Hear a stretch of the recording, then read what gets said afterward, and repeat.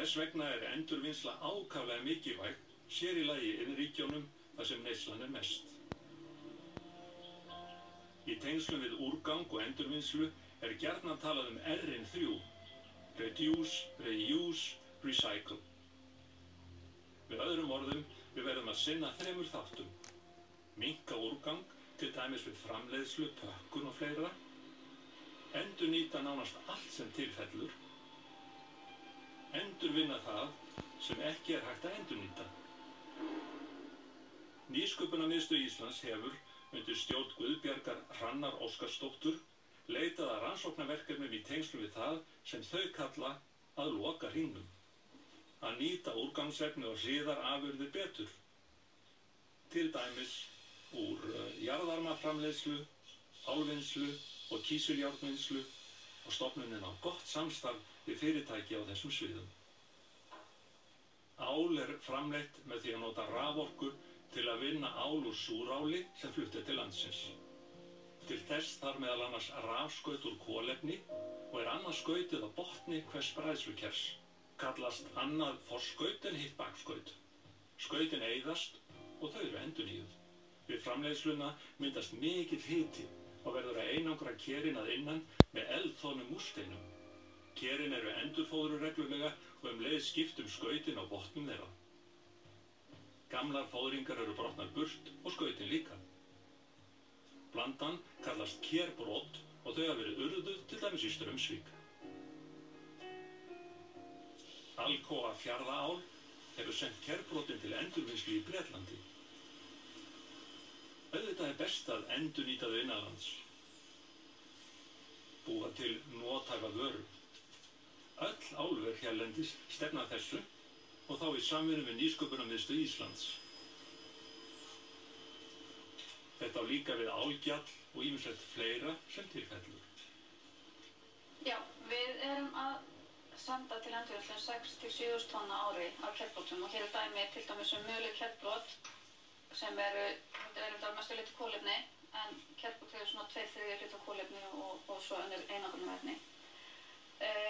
Við að flytja þetta eins og allt erlendis eins og og það svolítið hátt flækjustig á því. Þetta náttúrulega spilliefni og við þurfum að fylgja mjög ströngum útflutningsreglum varðandi það.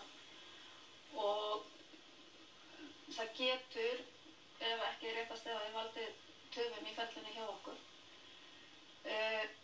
Þannig að óskastaðanirinn væri sú að geta endurvinna þetta efni sem næst uppruna stað. Losnum við alla flutninga og tilheyrandi olíunotkun og auk þess að mögulega getum við séð lækkaðan kostnað þannig að þessar flutningarnir náttúrulega töluvert dýrir. En í hvað væri hægt að nota kerbrot? Hvernig má endurvinna þau? Já, kísilauki sem dæmi, það einmitt mjög gott dæmi það hvernig hægt að breyta iðnaðarúrgangi í verðmæti. Það til dæmis í gríðarlega miklu magni notað í steypuframleiðslu í heiminum í dag og hefur einnig verið mjög mikilvægur þáttur í rannsóknum okkar á Nýsköpunarmiðstöð Íslands við hönnun á EcoCrete, umhverfisvænustu steypu í heimi og einnig í umhverfisvænt semenslaust steinlím sem ég hef verið að þróa síðustu ár.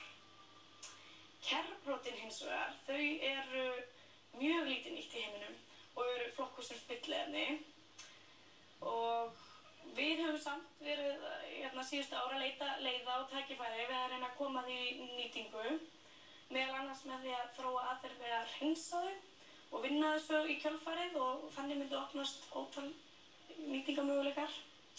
Svo erum við líka að þróa aðferð við að koma þeim strax í nýtingu með því og verðmæti með því að binda þau í semenslausa steinlímið og þannig hægt að nota þau beint sem bæði hráefni og sem viðbótar eldsneytisgjafa í steinullaframleiðslu.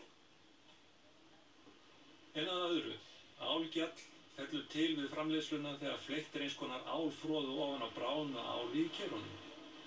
Það hentar til þess að vinna úr verðmæti. Helmingur af álgjalli álmálmur sem á vinna með endurbræðslu gjallsins eftir blöndun við salt. 20% af álgjalli samband áls og köfnunarefnis. Úr því má vinna ammóníak með vatni og nýta beint á kælikerfi eða til áburðarframleiðslu. Úr því álgjalli sem fellur til hér á Íslandi væri hægt að framleiða allt að 1000 tonn af ammoníaki á ári sem dugar til áburðar fyrir allt að 10.000 hektara landflæði fyrir grænfóðurs- og kornrækt, en það jafngildir akkúrat því landflæði sem við notum í dag undir grænfóðurs- og kornrækt hér á Íslandi.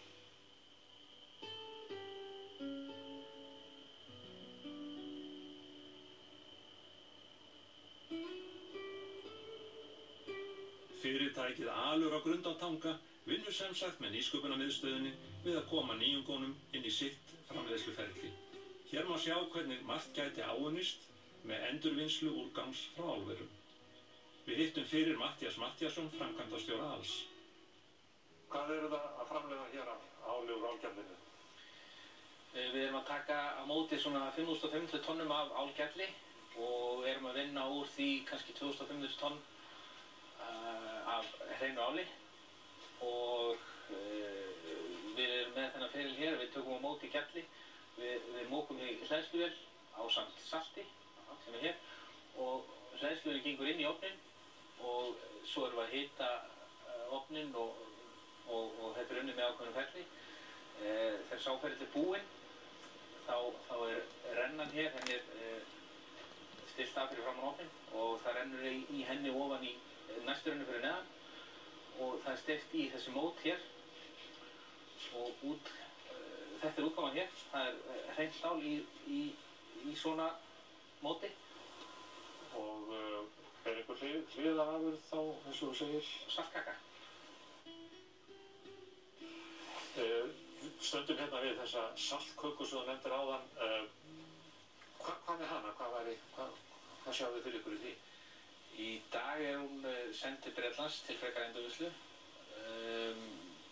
Við höfum verið að skoða það og erum kominir langt á veg með það að þróa endurvinnslu lokali á minni skala heldur en gert hefur verið áður og endurvinna það að fullu hér. Það er eitthvað sem er verið að gera fyrst skipt í heiminum á svona litlum skala.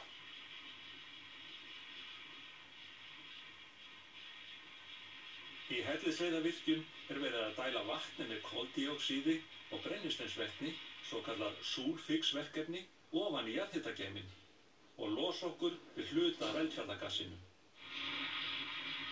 Nýsköpunarmiðstöðin tekur þátt í að kanna aðferðir til að vinna eldsneyti úr því.